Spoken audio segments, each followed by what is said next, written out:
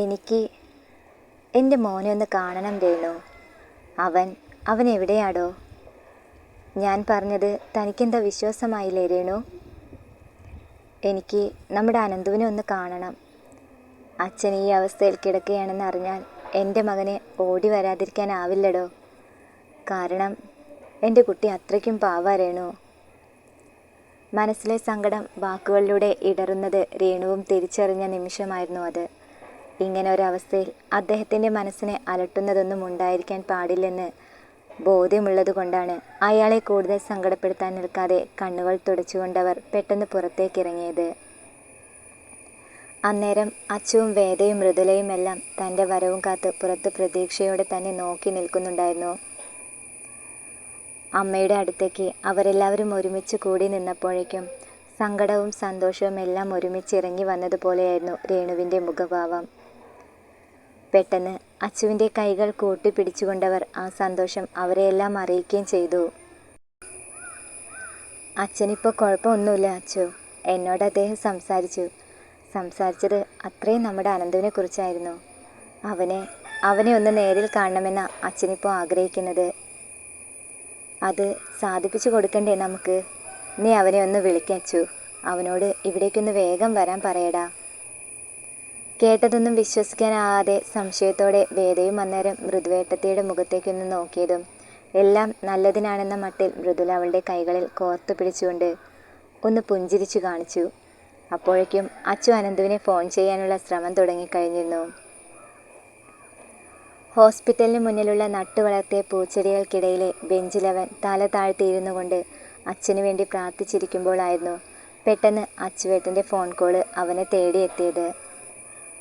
ഏട്ടനാണെന്ന് മനസ്സിലാക്കിയതും അച്ഛൻ്റെ വിവരം എന്താണെന്ന് അറിയാനുള്ള തിടുക്കത്തോടെ അവനും പെട്ടെന്ന് ആ ഫോൺ എടുത്ത് ചെവിയോട് ചേർത്ത് വെച്ചു. ആ അച്ചുവേട്ടാ, എന്തായി കാര്യങ്ങളൊക്കെ? അച്ഛൻ്റെ സർജറിയൊക്കെ കഴിഞ്ഞോ? നമ്മുടെ അച്ഛന് ഇപ്പം എങ്ങനെയുണ്ട്? ഏട്ടൻ അച്ഛനെ കണ്ടോ? സംസാരിച്ചോ? തുടരെയുള്ള അവൻ്റെ ചോദ്യങ്ങൾക്ക് മുൻപിൽ മറുപടി പറയാൻ സാധിക്കാതെ അച്ചൊരു നിമിഷം നിശബ്ദനായി നിന്നതും കോള് കട്ടായി പോയോ എന്ന സംശയത്തോടെ അവൻ വീണ്ടും ഒന്ന് ഏട്ടനെ വിളിച്ചു നോക്കി. അച്ചുവേട്ടാ, നമ്മുടെ അച്ഛന് ബോധം തെളിഞ്ഞപ്പോൾ ആദ്യം തിരക്കിയത് നിന്നെയാടാ അനന്തു. എന്നെയോ? കണ്ണുകളിൽ അത്ഭുതം വിടർത്തിക്കൊണ്ടവൻ കേട്ടത് വിശ്വസിക്കാനാകാത്ത വിധം പെട്ടെന്ന് അവിടെ നിന്നും എഴുന്നേറ്റ് നിന്നു. അതേടാ മോനെ, അച്ഛന് നിന്നെ ഒന്ന് കാണണമെന്ന ആഗ്രഹം പറഞ്ഞത്. ഇനിയും ഇങ്ങനെ മാറിയിരിക്കാതെ നീ പെട്ടെന്ന് ഇവിടേക്കൊന്ന് വാടാ അനന്തു. സ്നേഹം കലർത്തിയ ഏട്ടൻ്റെ വാക്കുകളിൽ നിന്നും കേട്ടതൊന്നും വിശ്വസിക്കാൻ അപ്പോഴും അനന്തുവിന് സാധിച്ചിരുന്നില്ല.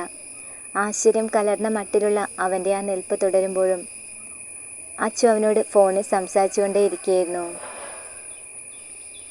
അനന്തു, എടാ, ഞാൻ പറയുന്നത് നീ കേൾക്കുന്നില്ലേ? ഇനി ഇങ്ങനെ ആലോചിച്ച് നിൽക്കാതെ ഒന്ന് വേഗം വാടാ ഇവിടേക്ക്. അവനതും ഓർമ്മിപ്പിച്ചുകൊണ്ട് ഫോൺ വെച്ച് കഴിഞ്ഞതും അനന്ത് സന്തോഷം കൊണ്ട് കണ്ണുകളെല്ലാം അമർത്തി തുടച്ച് ശ്വാസം തിരിച്ചു കിട്ടിയതുപോലെ ഒരു ഭാവത്തിൽ ദീർഘമായി ഒന്ന് നിശ്വസിച്ചു. പിന്നെയൊന്നും ആലോചിക്കാൻ നിൽക്കാതെ പെട്ടെന്നവൻ ഹോസ്പിറ്റലിൻ്റെ അകത്തേക്ക് കയറി ചെന്നു. ഐസിയുവിനകത്തേക്ക് അവൻ കയറിയെങ്കിലും അല്പം മടിയോടെയാണ് അവൻ അയാളുടെ മുന്നിലേക്ക് ചെന്ന് നിന്നത്. അച്ഛനോട് എന്തു പറയണമെന്നൊന്നും അവൻ അറിയില്ലായിരുന്നു. എങ്കിലും തന്നെയൊന്ന് കാണണമെന്ന് അദ്ദേഹം ആഗ്രഹം പ്രകടിപ്പിച്ചിട്ടുണ്ടെങ്കിൽ അത് സാധിപ്പിച്ചു കൊടുക്കേണ്ടതിപ്പോൾ തൻ്റെ കൂടെ ഉത്തരവാദിത്തമാണെന്നവൻ ചിന്തിച്ചു പോയി. കണ്ണുകൾ അടച്ച് തൻ്റെ മുന്നിൽ കിടക്കുന്ന കൈലാസത്തിലെ വിശ്വംഭരൻ്റെ മുഖത്ത് പഴയതുപോലുള്ള ഒരു ധാർഷ്ട്യമൊന്നും അവൻ അന്നേരം കാണാൻ കഴിഞ്ഞിരുന്നില്ല. പകരം കുഞ്ഞുനാളിൽ തന്നെ എടുത്ത് നടക്കുകയും ലാളിക്കുകയൊക്കെ ചെയ്തിരുന്ന തൻ്റെ ആ പഴയ അച്ഛനെ തിരിച്ചു കിട്ടിയൊരു ഫീലായിരുന്നു പെട്ടെന്ന് അവന് തോന്നിയത്. ശാന്തമായ ഉറക്കത്തോടെ കിടക്കുന്ന അച്ഛനെ ഉണർത്തി വിളിക്കാനും അവനെന്തോ മനസ്സ് വന്നതുമില്ല. ആ ഉറക്കത്തെ ശല്യപ്പെടുത്താൻ ആഗ്രഹിക്കാതെ അവൻ അവിടെ നിന്നും തിരിച്ചു പോകാൻ ഒരുങ്ങിയപ്പോഴാണ് മയക്കത്തിൽ നിന്നും പതിയെ കണ്ണ് തുറന്നുകൊണ്ട് വിശ്വ അനന്തുവിനെ നോക്കിയത്. മോനെ അനന്തു. പതിഞ്ഞ ശബ്ദത്തോടെയുള്ള ആ വിളിയിൽ തന്നെ അനന്ത് വേഗം തിരിഞ്ഞു നോക്കി അച്ഛൻ്റെ അടുത്തേക്ക് ചെന്നിരുന്നു. അവനെ മാത്രം നോക്കി കിടക്കുന്ന ആ കണ്ണുകളിൽ ഒരു നനവ് പൊടിഞ്ഞപ്പോഴേക്കും അത് സഹിക്കാനാകാതെ അവൻ പെട്ടെന്നത് തുടച്ചു മാറ്റി കൊടുത്തു. എൻ്റെ കുട്ടിയെ അച്ഛൻ ഒരുപാട് വേദനിപ്പിച്ചു അല്ലേ? അറിയാം. ഒരച്ഛനും സ്വന്തം മകനോട് ഇത്രയും ക്രൂരമായി പെരുമാറിയിട്ടുണ്ടാവില്ലെന്ന്. ഒന്നും വേണമെന്ന് കരുതിയായിരുന്നില്ല. ചില സാഹചര്യങ്ങൾ അന്ന് അച്ഛനെ കൊണ്ട് അങ്ങനെയെല്ലാം ചെയ്യിക്കുകയായിരുന്നു. സത്യം എന്താണെന്ന് തിരിച്ചറിയാൻ ഈ അച്ഛൻ ഒരുപാട് വൈകിപ്പോയി മോനെ. നിന്നെയും വേദയെയും അച്ഛൻ ഒരിക്കൽ പോലും മനസ്സിലാക്കാൻ ശ്രമിച്ചിരുന്നില്ല. അതിനൊക്കെയുള്ള ശിക്ഷയാ ദൈവം ഇപ്പോൾ എനിക്ക് തന്നത്. ഇത്രയൊക്കെ വേദനിപ്പിച്ച ഈ അച്ഛനോട് നിനക്ക് ക്ഷമിക്കാൻ കഴിയില്ലടാ മോനെ. ഈ അച്ഛന് നീ മാപ്പ് തരില്ലേ ആനന്ദു? ഇടറിയ സ്വരത്തോടെ അയാളത് പറയുമ്പോഴേക്കും ആ കണ്ണുനീര് ചാലുപോലെ ഇരു സൈഡിലേക്ക് മൊലിച്ചിറങ്ങുന്നത് അനന്തുവിനും കണ്ടു നിൽക്കാൻ കഴിഞ്ഞിരുന്നില്ല. ചങ്ക് പിടഞ്ഞ വേദനയോടെ അവൻ അച്ഛൻ്റെ കൈക്ക് മുകളിൽ കൈ ചേർത്ത് വെച്ചുകൊണ്ട് ആശ്വസിപ്പിച്ചു. എന്താ ഇതച്ഛാ, ഈ സമയത്ത് ഇങ്ങനെ മനസ്സ് വിഷമിപ്പിക്കുന്നൊന്നും അച്ഛൻ ആലോചിക്കരുത്. എനിക്ക് എൻ്റെ അച്ഛനോട് പിണക്കോ ദേഷ്യമോ ഒന്നും തന്നെയില്ല, ഇനി ഉണ്ടാവുകയില്ല. ഞങ്ങളെല്ലാവരും ഇവിടെ അച്ഛൻ്റെ കൂടെ തന്നെയുണ്ട്. ഒന്നോർത്ത് എൻ്റെ അച്ഛൻ സങ്കടപ്പെടരുത്. ആ കവിളിൽ തലോടിക്കൊണ്ട് അവനത് പറയവേ വിശ്വം വലിയൊരാശ്വാസത്തോടെ അവനെ നോക്കിയൊന്ന് പുഞ്ചിരിച്ചപ്പോഴേക്കും അവൻ്റെ കണ്ണുകളും താനെ നിറയുന്നത് അവനും അറിയുന്നുണ്ടായിരുന്നു.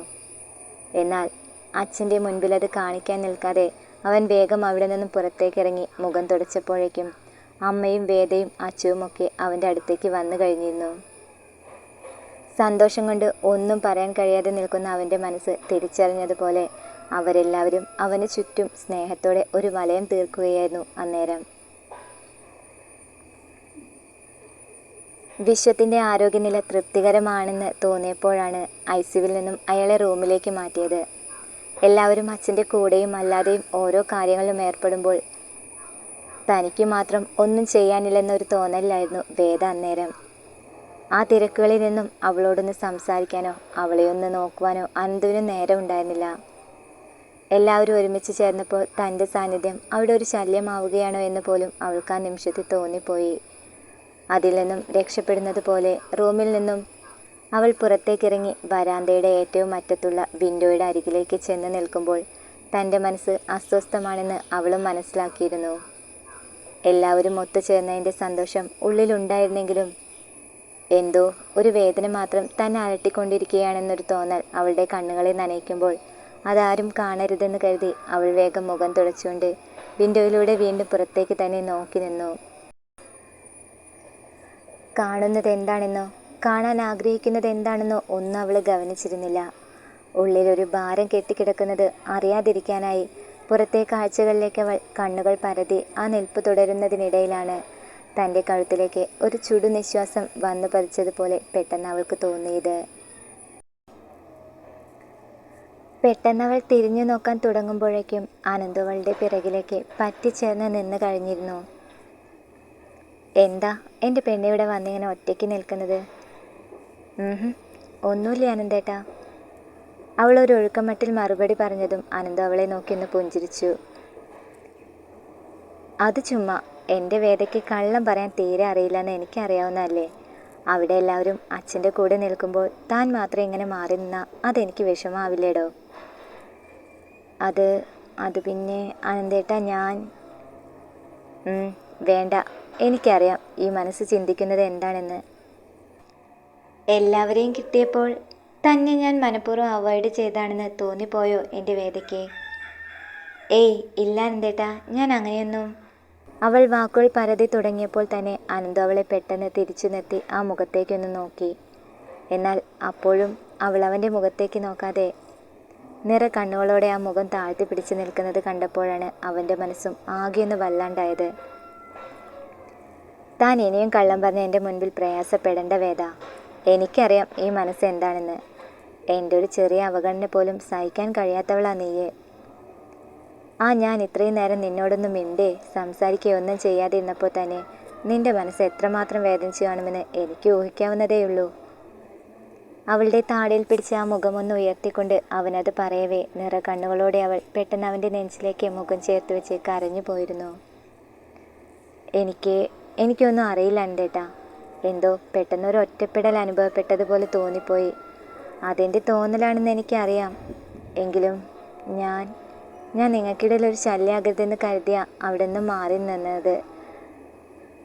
ആ നെഞ്ചിൽ മുഖം ചേർത്ത് വെച്ചുകൊണ്ട് ഒരു തേങ്ങലോടെ അവളത് പറയവേ അനന്തു പതുക്കെ അവളുടെ മുടിയിൽ തഴുകിക്കൊണ്ടൊന്ന് ആശ്വസിപ്പിച്ചു. എന്താ ഇത് വേദ, കൊച്ചുകുട്ടികളെ പോലെ ഈ തിരക്കിനിടയിൽ ഞാൻ എൻ്റെ വേദക്കുട്ടിയെ മറന്നുപോയെന്ന് കരുതിയോടോ താൻ? ഇതുവരെ അച്ഛൻ്റെ കാര്യങ്ങളിൽ ഒരുപാട് ടെൻഷൻ ഉണ്ടായിരുന്നതുകൊണ്ടാ ഞാനൊന്നും തന്നോട് പറയാതിരുന്നത്. അച്ഛന് ഓക്കെ ആണെന്ന് അറിഞ്ഞപ്പോൾ തന്നെ ഇപ്പം മനസ്സിന് വലിയൊരു ആശ്വാസം തോന്നുന്നുണ്ട്.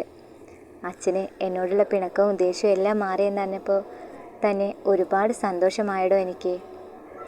അതിനു പുറമെ അച്ഛന് നിന്നോടും കൂടി ഒന്ന് സംസാരിക്കണമെന്ന ആഗ്രഹം പ്രകടിപ്പിച്ചപ്പോൾ തന്നെ എനിക്കുണ്ടായ സന്തോഷം എത്രയാണെന്ന് പോലും പറഞ്ഞറിയിക്കാൻ പറ്റുന്നില്ല വേദ. ഇതുവരെ അച്ഛൻ്റെ മനസ്സിൽ ഭദ്രയ്ക്ക് മാത്രമേ സ്ഥാനം ഉണ്ടായിരുന്നുള്ളൂ. എന്നാൽ ഇന്ന് എൻ്റെ വേദയെക്കുറിച്ച് അച്ഛൻ എന്നോട് ആദ്യമായി തിരക്കിയപ്പോൾ തന്നെ ഒന്നും വിശ്വസിക്കാൻ കഴിയാത്തതുപോലെ ഒരവസ്ഥയിലായിരുന്നു ഞാൻ. ഇതൊക്കെ നിന്നോടൊന്ന് നേരിട്ട് പറയാൻ വേണ്ടിയാ ഞാനിവിടേക്ക് ഓടി വന്നത്. എന്നാൽ അപ്പോഴേക്കും ഇവിടെ ഒരാൾ വേണ്ടാത്തൊക്കെ ചിന്തിച്ചൂട്ടി കാട് കയറുകയാണെന്ന് ഞാൻ ശരിക്കും അറിയാതെ പോയല്ലോ പെണ്ണെ. സോറി അനന്തേട്ടാ, ഞാൻ. അവളൊരു ചിനുക്കത്തോടെ അവനെ നോക്കി അത് പറയവേ അവൻ അവളെ കോർപ്പിച്ചുകൊണ്ടൊന്ന് നോക്കി. ഒരു സോറി. ഇനിമേലിൽ ഇങ്ങനെയൊക്കെ ചിന്തിച്ചു കൂട്ടിയാലുണ്ടല്ലോ ഈ അനന്തുവിൻ്റെ സ്വഭാവം എന്താണെന്ന് നീ ശരിക്കും അറിയും. തൻ്റെ ചിന്തകൾ അത്രയും അബദ്ധമായി പോയി എന്ന ധാരണയിൽ അവൾ നെറ്റിച്ചുളച്ചുകൊണ്ട് അവനെയും നോക്കി. ശരിക്കും അച്ഛൻ എന്നെക്കുറിച്ച് അന്വേഷിച്ചു അനന്തേട്ടാ? കേട്ടത് വിശ്വസിക്കാനാവാതെ അവൾ വീണ്ടും അത് ചോദിക്കവേ അവൻ അതേ എന്ന അർത്ഥത്തിൽ ഒന്ന് തലയാട്ടി പുഞ്ചിരിച്ചു. പിന്നെ അവളുടെ കൈയും പിടിച്ചവൻ ആ വരാന്തയിലൂടെ നടന്ന് റൂമിൻ്റെ പുറത്തേക്ക് എത്തിയപ്പോഴേക്കും നേരിയൊരു ഭയത്തോടെയാണ് വേദ വീണ്ടും അവൻ്റെ മുഖത്തേക്ക് നോക്കിയത്. ചെല്ല്, തന്നെ കാണണമെന്ന അച്ഛനിപ്പോൾ ആഗ്രഹിക്കുന്നത്. പേടിയൊന്നും കരുതണ്ട, ഞാൻ തൻ്റെ കൂടെ തന്നെയുണ്ട്. റൂമിൻ്റെ ഡോറ് തുറന്ന് അവൻ അവളെ അവിടേക്ക് പോകാൻ അനുവാദം അറിയിച്ചതും വേദ പതിയെയൊന്ന് അകത്തേക്ക് കയറി. അന്നേരം അവൾക്ക് പിറകിൽ അനന്തവും ഉണ്ടായിരുന്നു.